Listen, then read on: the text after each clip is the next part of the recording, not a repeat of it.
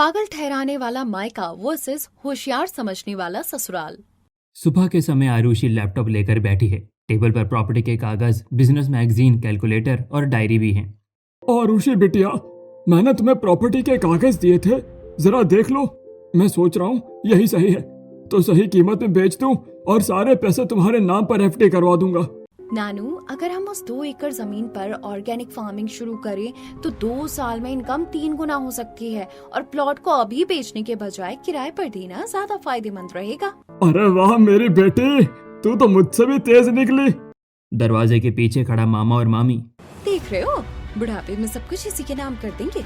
इसके माँ बाप तो छोड़कर चले गए और इस बोझ को यहीं छोड़ गए, मनहूस कहीं की। बस 6-7 महीने और हैं। इसके 25 साल होने में फिर हम प्रॉपर्टी अपने नाम करवा लेंगे। अरे नानू, जरा अपनी बैंक की पासबुक कॉपी दिखाओ। कब से मैंने वो भी चेक नहीं की है। देखो तो क्या इंटरेस्ट चल रहा है। आरुषि नाना नानी के बैंक पासबुक चेक करती है। OMG नानी, ये फिक्स डिपॉजिट गलत स्कीम में है। इसे बदल देंगे तो 1% ज्यादा ब्याज मिलेगा। सच, तू तो हमारा बेटा निकली। कितनी समझदार है ना जी हमारी बच्ची। वही तो, पूरे घर में हमारी आरुषि बिटिया समझदार है। पता है, चेस में भी मिनटों में हरा देती है। अरे मुझे तो इसके साथ चेस खेलने में भी डर लगता है। अभी बाहर खड़े खड़े रजत का बेटा समीर ये देख लेता है। माँ, ये तो हर चीज में टांग अड़ाती है। तभी तो इसे हटाना पड़ेगा। माँ, हमें यहाँ कोई देख लेगा। चलिए यहाँ से चलते हैं। हाँ चलो। अपने कमरे में जाकर आरुषि के मामा मामी उसे रास्ते से हटाने का प्लान बनाते हैं। माँ, दादाजी ने वसीयत में क्या लिखवाया है ये तो बताओ। अरे यही लिखा है कि इस प्रॉपर्टी की मालकिन आरुषि चुड़ैल है। तेरे दादा दादी ने सारा उसके नाम पर कर रखा है और नाना नानी है उसके संरक्षक हैं। लेकिन अगर 25 साल की उम्र होने से पहले उससे कुछ हो जाता है तो उसकी प्रॉपर्टी हमें मिल जाएगी, यानी कि तेरे दादा दादी के वारिसों को और तुमको भी। लेकिन ऐसा किसी कीमत पर होगा। इतनी तो होशियार है वो, डाइट लेती है, बीमार तक तो होती नहीं है, फिर कैसे कुछ होगा। जी चाह रहा है उस पागल का मैं गला घोंट दूं। उसकी वजह से हमें अपना हिस्सा नहीं मिल पा रहा। अरे आइडिया मुझे पता है हमें क्या करना चाहिए। हम उसे मानसिक रूप से पागल घोषित कर देते हैं और फिर उसके 25 साल होने से पहले प्रॉपर्टी साइन करवा लेंगे और सब कुछ फिर हमारे बच्चों का होगा। उसको तुम क्या पागल बनाओगे? मुझे तो तुम यहाँ पागल लग रहे हो। वो पागल कैसे होगी भला? इतनी तो इंटेलिजेंट है। अरे माँ, वो पागल नहीं है, लेकिन उसे पागल तो बना सकते हैं ना। सही बोल रहे हैं पापा। हम धीरे धीरे उसके साथ ऐसा कुछ करेंगे कि वो पागल होगी और दादा दादी भी ये बात मान जाएंगे, तो वो भी हमारा कुछ नहीं बिगाड़ पाएंगे।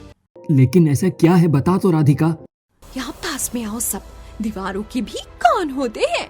तब राधिका धीरे धीरे सारा प्लान अपने माता पिता को बता देती है। अगले दिन आरुषि दाल चावल सब्जी बनाती है। आज तो मैंने नानू नानी के लिए स्पेशल दाल मखनी चावल और वेज मिक्स बनाया है। आई होप उन्हें पसंद आए। पापड़ भी तल देती हूँ। आरुषि सारा काम करके अपने नाना नानी को डाइनिंग टेबल पर बुलाती है। इतने में पीछे से आकर राधिका और उसकी माँ अलग अलग सब्जी में नमक मिर्च मिला देती हैं, पापड़ पर तेल लगा देती हैं। कुछ देर बाद सब खाना खाते हैं। बताओ ना नानू नानी, कैसा खाना बनाया है? खास आपके लिए बनाया है। थू थू, आरुषि बेटा, यकीन नहीं हो रहा। तू तो इतना अच्छा खाना बनाती है, फिर इसमें इतना नमक क्यों है? हाँ आरुषि, ये बहुत ज्यादा तीखा है। इतना तीखा क्यों डाला तूने? ये तो छोड़ो, पापड़ में इतना घी लगा हुआ है। आरुषि बेटा, तुझे तो पता है पापा का नमक से बीपी और बढ़ जाता है, और तो ये सब मिलाकर कोलेस्ट्रॉल भी बढ़ाना चाहती है। बहन, तू मेरे दादा दादी की तबीयत खराब करना चाहती है क्या? तुझे याद नहीं रहता कि नमक कितना डालना है, मिर्ची कितनी डालनी है? मुझे तो लगता है इसे भूलने की बीमारी हो गई है। एक बार डालने के बाद दोबारा डाल दिया होगा। नहीं, ऐसा नहीं है। मैंने सच में हिसाब से खाने में नमक मिर्च डाला था और पापड़ तो एयर फ्राई किए थे। इस पर तेल कैसे आ गया मुझे नहीं पता। बेटा, जब रसोई में 103-4 चीजें बनती हैं तो ध्यान नहीं रहता। तुझे भी ध्यान नहीं होगा। कोई बात नहीं, अब हमें बाहर से ही खाना ऑर्डर करना पड़ेगा, क्योंकि ये सब तो कोई जानवर भी नहीं खाएगा। ऐसे कैसे हो सकता है? मैंने सच में हिसाब से सब कुछ डाला था। तभी समीर बाहर से खाना ऑर्डर कर देता है, जिसके बाद सब खाना खाते हैं। फिर शाम को आरुषि मधु की हेल्प किचन में करने आती है। अरे नहीं नहीं आरुषि, मुझे तुम्हारी मदद नहीं चाहिए। खाने में फिर गड़बड़ी हो गई तो दोबारा पैसे खर्च करने पड़ेंगे। नहीं मामी, मैं इस बार गलती नहीं करूंगी। नहीं, रहने दो, इतना ही कुछ करना है तो ऐसा करो, ये चाबी मेरे कमरे में रख दो। गलती से मैं इसे यहाँ ले आई, मदद करने के लिए मेरे पास राधिका है। ठीक है मामी। आरुषि चाबी लेकर मामी के कमरे में रख देती है, लेकिन जब खाना बनाकर मधु कमरे में आती है तो उसे चाबी नहीं मिलती, क्योंकि चोरी छुपे राधिका ने वही चाबी आरुषि के कमरे में रख दी थी। तब तमाशा करते हुए मधु, अरे आरुषि, ओ आरुषि, अरे मुझे अपनी अलमारी खोलनी है, चाबी दो मुझे। मधु के तेज आवाज देने पर घर के सारे लोग मधु के कमरे में आ जाते हैं। अरे क्या हुआ बहू, क्यों रात के 10:30 बजे चिल्ला रही है? सब सो रहे हैं। हाँ बहू। क्या हुआ मामी, आप मुझे बुला रही हो? अरे मैं तुम्हें कब से बुला रही हूँ, मुझे सिर दर्द की दवाई खानी है, अलमारी में रखी है। मैंने तुम्हें चाबी दी थी, चाबी दो। मामी मैंने इसी टेबल पर चाबी रखी थी, यही होगी, मैं देखती हूँ। आरुषि अच्छे से चाबी को ढूंढ लेती है, लेकिन उसे कमरे में कहीं भी चाबी नहीं दिखती। तो फिर वो दोबारा जानती है, लेकिन तब भी नाकाम हो जाती है। अरे मधु, तुम्हें इसे चाबी क्यों दी? इसे कुछ ध्यान तो रहता नहीं है। अरे उस टाइम मैं खाना बना रही थी तो मैंने आरुषि को बोला था मेरे कमरे में चाबी रख दे। आरुषि बोलोगी तुम, इसमें कपड़े भी हैं, जरूरी सामान भी है, चाबी नहीं मिली तो कैसे चलेगा? माँ आपको इसे नहीं देनी चाहिए थी चाबी, इसे कुछ भी आजकल याद नहीं रहता, ये चीजें भूलती रहती है। मुझे लग रहा है राधिका दीदी तुमने अपने कमरे में ही चाबी रख दी है, माँ के कमरे की जगह। नहीं मैं सच बोल रही हूँ, मैं अपने कमरे में नहीं गई, मैं मामी के कमरे में ही आई थी चाबी रखने, मैंने यही टेबल पर रखी थी। अगर ऐसा होता तो चाबी अभी तक मिल जाती। मुझे लगता है दादा दादी मम्मी पापा एक बार आरुषि दीदी के कमरे में देख लेना चाहिए, क्या पता वहीं पर मिल जाए। हाँ ये ठीक रहेगा। फिर आरुषि के कमरे में जाते हैं। राधिका और समीर उसके कमरे में चाबी ढूंढने लगते हैं और आरुषि के तकिए के नीचे उन्हें अपनी मम्मी के कमरे की चाबी मिलती है। देखो माँ, ये रही चाबी, हम कितनी देर से ढूंढ रहे थे और इसके पास मिली। मैं तो पहले ही बोल रही थी इसी के पास चाबी होगी, वरना इतनी देर से मैं पागलों की तरह ढूंढती क्यों? आरुषि तुम्हारी सच में याददाश्त जा रही है, मैंने तुम्हें कहा था मेरे कमरे में रख दो और तुम अपने कमरे में चाबी ले आई। मामी मैं सच बोल रही हूँ, मैंने सच में आपके कमरे में ही चाबी रखी थी। बताओ मम्मी जी पापा जी, क्या मैं झूठ बोल रही हूँ? मुझे तो लगता है सच में यार, आरुषि को कुछ हो गया है, छोटी मोटी बातें भी याद नहीं रहती, तुम्हें दवाई खानी चाहिए। बेटा तू हमारे लिए होशियार ही रहेगी, अगर तुझे सच में कोई परेशानी है तो डॉक्टर को दिखा दे। ठीक है पिताजी, मैं इसे अस्पताल ले जाऊंगा। मामा मैं बिल्कुल ठीक हूँ, मुझे कुछ भी नहीं चाहिए। बेटा सब ऐसे ही बोलते हैं, लेकिन तुम्हें जरूरत तो है ना। अगले दिन जब खाना बनता है, मामी आरुषि के खाने में भूलने की दवाई मिला देती है, जिससे धीरे धीरे वो भूलने लगती है और उसे पता भी नहीं चलता। भूलने की वजह से उसे एंजाइटी हो जाती है, तो अकेले रहकर कमरे में चिल्लाने लगती है, बाल पूरे बिखर जाते हैं। ये सब क्या हो रहा है, मुझे कुछ समझ नहीं आ रहा, मैं तो एकदम ठीक हूँ, मुझे भूलने की बीमारी कैसे हो सकती है? क्या सच में मैंने मामी की चाबी को अपने कमरे में रख लिया था? मुझे कुछ याद क्यों नहीं आ रहा, कहीं मैं पागल तो नहीं हो रही हूँ? वाह माँ, देखो तो कैसे बिलबिला रही है। यही तो मैं चाहती थी। राधिका अपना काम कर। तब राधिका अपनी नाना नानी को बुलाकर लेकर आती है। वो लोग आरुषि की हालत देखकर परेशान होते हैं, जो चिल्ला रही होती है। भगवान इसे क्या हो रहा है, हालत देखकर नरेश जी मुझे बहुत चिंता हो रही है, ये ऐसी तो नहीं थी। वही तो, इतनी होशियार बच्ची चिल्ला रही है। आरुषि गुस्से में सामान फेंक देती है। तब नरेश आगे आता है। बेटा बेटा शांत हो जा तू। नहीं नानू, मेरे पास मत आओ, मेरी वजह से आपको चोट लग जाएगी। मुझे पता नहीं क्या हो रहा है, कुछ अच्छा नहीं लग रहा है, चिड़चिड़ा महसूस हो रहा है। बेटा रजत तू कुछ कर, मुझे उसकी चिंता हो रही है। मम्मी पागलों की तरह क्यों हरकत कर रही है ये? ऐसे तो पागल लोग ही हरकत करते हैं पागल खाने में। मुझे पागल मत बोल, मैं पागल नहीं हूँ। पागल होने के बाद सबसे पहले पागल ही बोलते हैं। समीर ऐसा नहीं बोलते, तेरी बड़ी बहन है वो। पापा मैंने डॉक्टर को बुला लिया है, वो अभी आते ही होंगे। इतने में रजत अपने फर्जी डॉक्टर को बुलाता है, जो आरुषि का चेकअप करता है और उसे इंजेक्शन में भी वही डोज देता है, जिससे वो और पागल हो जाए, भूलने लगे। देखिए अभी के लिए मैंने उन्हें बेहोशी का इंजेक्शन दे दिया, जिससे वो आराम करेंगे, लेकिन उनकी हालत ठीक नहीं है। शायद धीरे धीरे भूलने की वजह से वो ऐसा कर रही हैं और चिल्ला रही हैं। जब इंसान इस तरह की हरकत करे तो वो धीरे धीरे पागल भी हो जाता है, इसीलिए आप टेस्ट करवा लीजिएगा साइकेट्रिस्ट पर। नहीं नहीं, मेरी बच्ची पागल कैसे हो सकती है, वो तो बहुत होशियार है, छोटी छोटी भूलने की बीमारी से ऐसा थोड़ी होता है। मयूरी तुम चिंता मत करो, हम अच्छे से अच्छा डॉक्टर को आरुषि को दिखाएंगे। भगवान जल्दी से मेरी बच्ची को ठीक कर दे।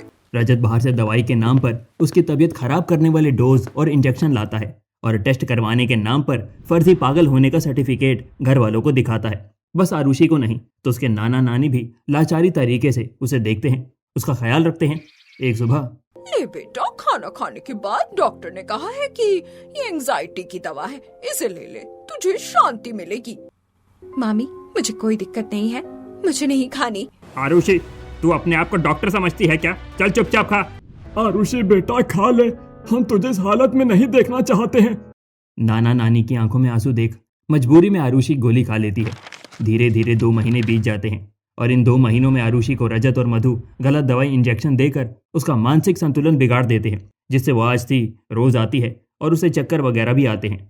आंखें अजीब सी हो जाती हैं, कमरे में चिल्लाना तोड़ फोड़ी बंद नहीं होती है। थोड़े बहुत होश में आरुषि चलकर मायूरी के पास आती है, तब वो गिर जाती है। अरे बेटा, तेरी तबीयत ठीक नहीं है, तू यहाँ क्यों आई? अपने कमरे में आराम कर। नानी, मुझे कुछ नहीं हुआ है, मुझे ये लोग बहुत दवाइयाँ देते हैं जिससे ऐसा हो रहा है, लेकिन मैं ठीक हूँ। नानी, मैं पागल नहीं हूँ। हाँ बेटा तू ठीक है, तू पागल नहीं है, आराम कर। तब नरेश आरुषि को अपने कमरे में सुला देता है, लेकिन जब उठती है तो खुद को बेड़ियों में बंधा देखती है और सब लोग खाना खा रहे होते हैं। रजत, तुझे उसको जंजीरों में नहीं बांधना चाहिए था। पिताजी, मैं भी उसकी फिक्र करता हूँ, लेकिन आप देख रहे हैं उसकी हालत दिन ब दिन बिगड़ती जा रही है। ऐसे में कुछ करना नहीं, इसलिए करना पड़ा। आप जानते हैं ना, मानसिक स्थिति में डॉक्टर ने कहा था कुछ लोग खुद को नुकसान पहुंचाते हैं दूसरों को। हाँ पापा, रजत ठीक कर रहे हैं। ये बेड़ियाँ किसने बांधी?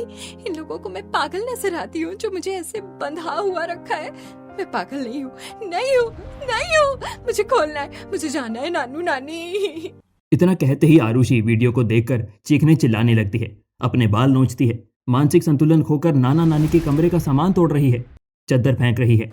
आवाज सुनकर सभी लोग कमरे की तरफ आ जाते हैं। देखो पापा जी, इसकी हालत सच में बिगड़ रही है, इसे इसके कमरे में ले जाना होगा। रजत, डॉक्टर को बुला दीजिए।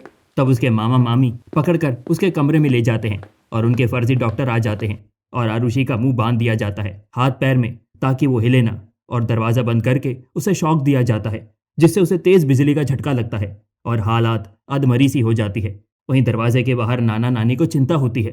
अरे दरवाजा बंद क्यों कर दिया है? समीर, राधिका, उसे हमारी जरूरत है, दरवाजा खोलो। दादाजी, डॉक्टर इसका ट्रीटमेंट कर रहे हैं, आप उसे ऐसी हालत में नहीं देख पाओगे। छोड़ो मुझे, छोड़ो। मधु, हमारे बच्चों ने सही कहा था, पागल है नहीं लेकिन बना तो सकते हैं, और हमारा आइडिया काम कर रहा है। 3 महीने में सब प्रॉपर्टी के कागज साइन करवा लेंगे, फिर सब हमारा और हमारे बच्चों का। ये सब इनकी चाल है। 1 हफ्ते तक आरुषि को उसके मामा मामी और भाई बहन टॉर्चर करते हैं और नाना नानी को पता भी नहीं चलता। उनको भी ये लोग नींद की दवा देते हैं। एक दिन राधिका टॉर्चर करते हुए और उसी को पी न मार रही थी कि वो पी वहीं रह जाती, और मधुर समीर से आरुषि को डोज देने को कहता, लेकिन समीर फोन के चक्कर में डोज देना भूल जाता है, जिसे उस दिन आरुषि होश में रहती है। इन लोगों ने मेरे साथ ठीक नहीं किया, मुझे यहाँ से भागना होगा किसी भी हालत में। आरुषि पिन उठाती है और पिन से जंजीर खोलकर खिड़की से भाग जाती है। पैर में थोड़ी सी चोट लग जाती है, बारिश भी होने लगती है। आरुषि भागते भागते एक गाड़ी के नीचे आ जाती है, जिससे उसका एक्सीडेंट हो जाता है। प्रेम गाड़ी से निकलकर उसे देखता है और फौरन अस्पताल लेकर जाता है, जहां डॉक्टर उसका सारा ट्रीटमेंट करने के बाद, डॉक्टर, वो कैसी है? वो अचानक से मेरी गाड़ी के सामने आ गई थी। आप पुलिस को बीच में मत लाना प्लीज, मैं पर्सनली इनका ख्याल रखूंगा। आप तो जानते हैं शहर में मेरा नाम है। सिर्फ इसीलिए मैं पुलिस को इन्वॉल्व नहीं कर रहा। आप उनका अच्छे से ख्याल रखना। उनकी शायद मेमोरी लॉस है और पैर में हल्की फुल्की चोट है, जो 10-15 दिनों में ठीक हो जाएगी। हे भगवान, कहीं मेरी वजह से तो उनकी याददाश्त नहीं चली गई। मैं इनका पूरा ख्याल रखूंगा। 4 दिन बाद में अस्पताल में एडमिट होने के बाद जब आरुषि को होश आता है तो वो खुद को प्रेम के बड़े से बंगले में पाती है। मेरा सर इतना भारी क्यों हो रहा है? मैं कहाँ हूँ? आप कौन है? और ये घर? मुझे कुछ याद नहीं आ रहा, कहीं मैं पागल तो नहीं हूँ? आरुषि फिर से चिल्लाती है तो कविता उसे प्यार से पानी पिलाकर शांत करती है। बेटा, तुम्हारा एक्सीडेंट हुआ था, शायद इसीलिए तुम्हें कुछ याद नहीं आ रहा है, लेकिन अगर धीरे धीरे कुछ याद आए तो हमें बता देना, हम तुम्हें तुम्हारे घर छोड़ देंगे। नहीं, नहीं रह सकती, मुझे जाना होगा। आरुषि उठती है कि प्रेम उसे संभाल लेता है। अरे अभी आपकी तबीयत ठीक नहीं है, प्लीज इसी घर में रहिए जब तक आप ठीक नहीं हो जाती, इट्स अ रिक्वेस्ट। तब आरुषि फिर से आराम करती है और जब उठती है तो नौकर चाकर नाश्ता लिए खड़े थे और सृष्टि उसको अपने कपड़े देती है, जिसे नहाने के बाद वो चेंज कर लेती है। बेटी, तुम्हें किसी भी चीज की जरूरत हो तो बेझिझक हमसे कहना। बेटा तुम्हारा पैर कैसा है, मैं मालिश कर दूं पाँव की? अरे नहीं आंटी, मैं ठीक हूँ। आप मुझे जानते भी नहीं है, तब भी आप सब मेरा इतना ख्याल रख रहे हैं। बेटा, इंसानियत का फर्ज निभाने के लिए पहचान करने की जरूरत होती है। 1 महीना बीत जाता है। अमीर परिवार उसकी बहुत अच्छे से ख्याल रखता है, जिसके बाद आरुषि भी उस घर में कंफर्टेबल हो जाती है और दवाइयाँ चलने से अब उसकी मेंटल हेल्थ भी नॉर्मल हो जाती है। अगर कुछ बाकी था तो सिर्फ आरुषि की याददाश्त आना। आरुषि इन लोगों के साथ किचन में खाना बनाती है, हंसती है, शॉपिंग पर जाती है, मार्केट से सब्जियां लेकर आती है। एक दिन प्रेम के साथ चाय पीते हुए आपका सेंस ऑफ ह्यूमर काफी ज्यादा तेज है, इस हिसाब से तो आपका नाम मिस इंटेलिजेंट होना चाहिए। मैं आपको ऐसे ही बुलाऊंगा, देखना। ठीक है, जब तक मुझे अपना नाम याद नहीं आता आप सब मुझे इसी नाम से बुलाइए। ले बेटा, थेपला खा ले, मैंने बनाया है। अरे आंटी, आपके हाथ के बने थे? मुझे तो बहुत पसंद है, लेकिन मैं यहाँ पर कब तक रहूंगी आप पर बोझ बनकर? खबरदार बेटा, जो तूने आज के बाद ऐसा बोला। हमारी बेटी जैसी है तू, जब तक तुझे याद नहीं आता तू यहीं रहेगी, वरना कहाँ भटकेगी। दुनिया कितनी जालिम है, पता है ना? जी आंटी जी। प्रेम बेटा, हमारी कंपनी के प्रोडक्ट ठीक से नहीं बिक रहे हैं, कुछ कर बेटा, वरना घाटा हो जाएगा। ठीक से ऑर्डर भी नहीं आ रहे हैं और लोग खुद इतनी जल्दी नहीं खरीदना चाहते जितना जल्दी उन्हें घर पर मिल जाता है। अंकल जी, मेरे पास एक आइडिया है। क्यों ना हम ऐसा एक ऐप लॉन्च करते हैं जिस पर आपके प्रोडक्ट के सारे ऑर्डर्स आ जाएंगे। लोग लॉग इन करके ऑर्डर करेंगे और हम 10 मिनट में डिलीवरी करेंगे, जिससे कस्टमर को हम पर भरोसा होगा और मार्केटिंग स्किल से आपका काम चलने लगेगा। अरे ये तो बहुत ब्रिलियंट आइडिया है। आपको ऐप बनाना आता है? हाँ, मैं बना दूंगी। मुझे ऐसा लगता है याददाश्त गई है, लेकिन शायद मैंने कुछ कोर्स कर रखा है। बिटिया को जो भी मदद चाहिए दे देना।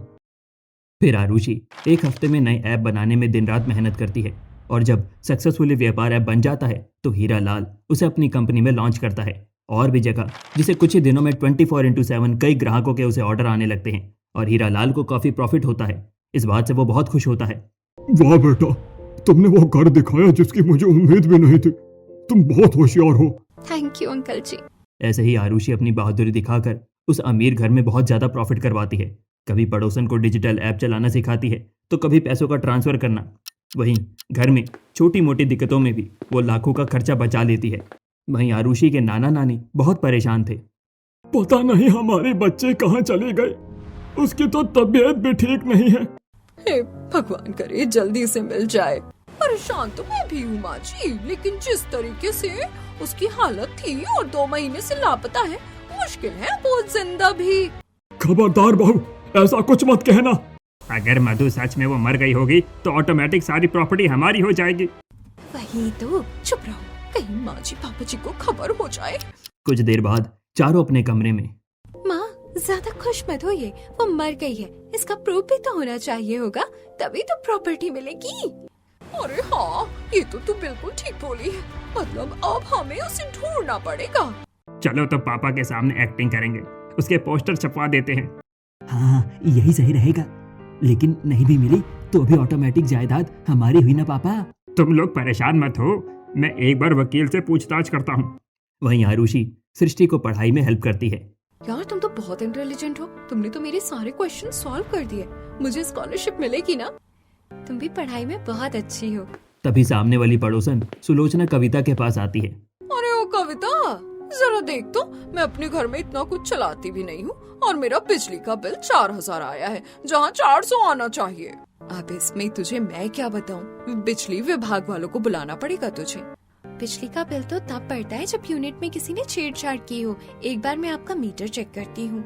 आरुषि अपने घर का और आसपास के 1-2 लोगों का मीटर देखती है, फिर सुलोचना के घर का मीटर देखती है जहाँ यूनिट रीडिंग दोनों बढ़ी हुई थी। फिर जब वो बिजली विभाग में कंप्लेंट करती है तो बिजली वाले उसे ठीक करने आते हैं और इस जगह से सुलोचना को 4000 भी नहीं देने पड़ते तो खुशी से वो। बेटा तुम तो बहुत बहुत ज्यादा होशियार हो।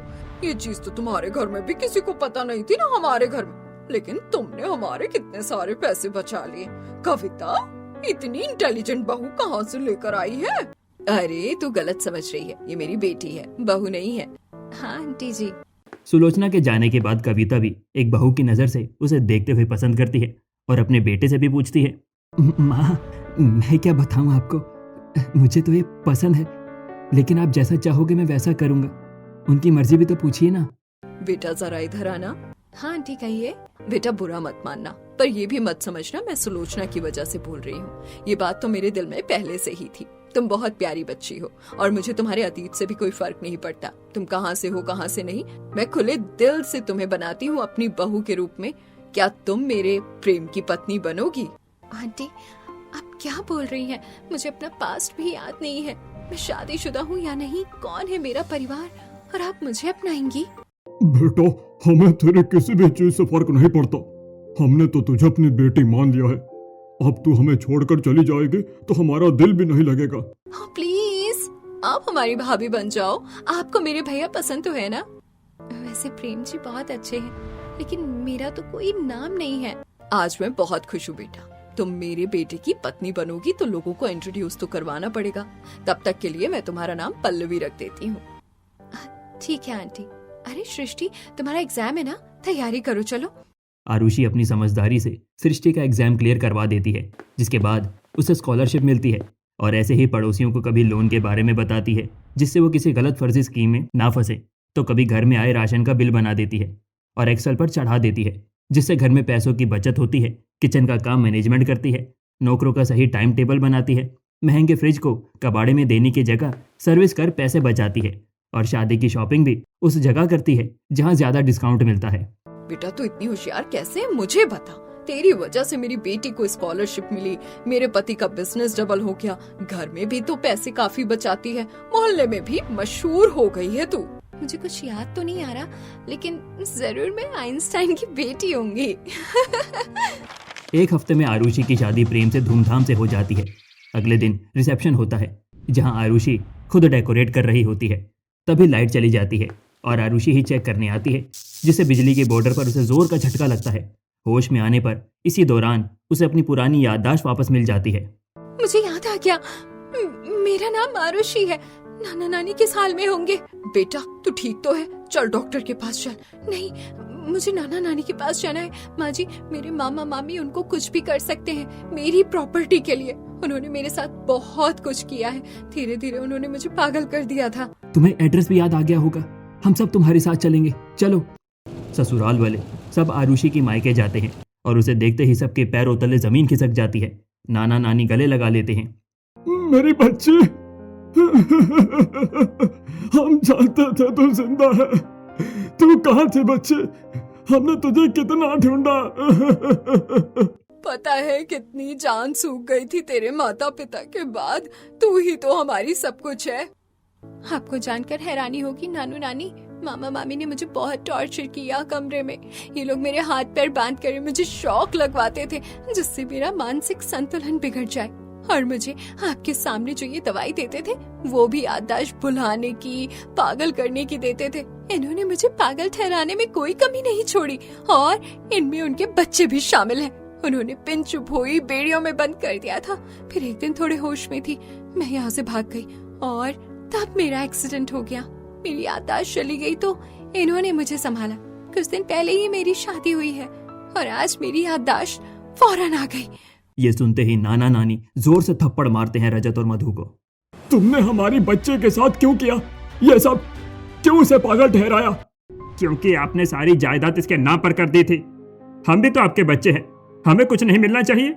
ये जायदाद उसके माँ बाप की है, जहाँ हम रह रहे हैं हमारी नहीं है। तो मैं तुम लोगों को कैसे दे दूं? निकल जाओ यहाँ से हमेशा हमेशा के लिए, और तुम चारों की शक्ल मुझे नहीं देखनी। जाओ यहाँ से, वरना पुलिस को फोन कर देंगे। मेरी बच्ची को मारना चाहते थे। चारों के चारों नरेश और मायूरी को घर से धक्के मार के निकाल देते हैं। फिर आरुषि अपने ससुराल वालों के बारे में सब कुछ बताती है। तब प्रेम दोनों के पैर छूता है। बेटा हमेशा खुश रहो। तुम्हारा कैसा शुक्रिया अदा करूं? तुमने हमारे बच्चे का बहुत ख्याल रखा। उसे इतने अच्छे ससुराल वाले मिले हैं, हम तो धन्य हो गए। अरे समधी जी, आपकी बेटी बहुत ज्यादा होशियार है। इसने क्या क्या किया है ना, आप जानोगे तो हैरान हो जाओगे। और हम तो इसे अपनी बेटी की तरह रखते हैं। आप चिंता मत कीजिए। जी जी बिल्कुल, हमारी आरुषि बेटी बहुत होशियार है। इस तरह आरुषि को अपने नाना नानी मिल जाते हैं और एक अच्छी फैमिली भी, जिनके साथ वो खुशी खुशी रहती है। दोस्तों, लालच बुरी बला होती है और उसका परिणाम उससे भी बुरा होता है।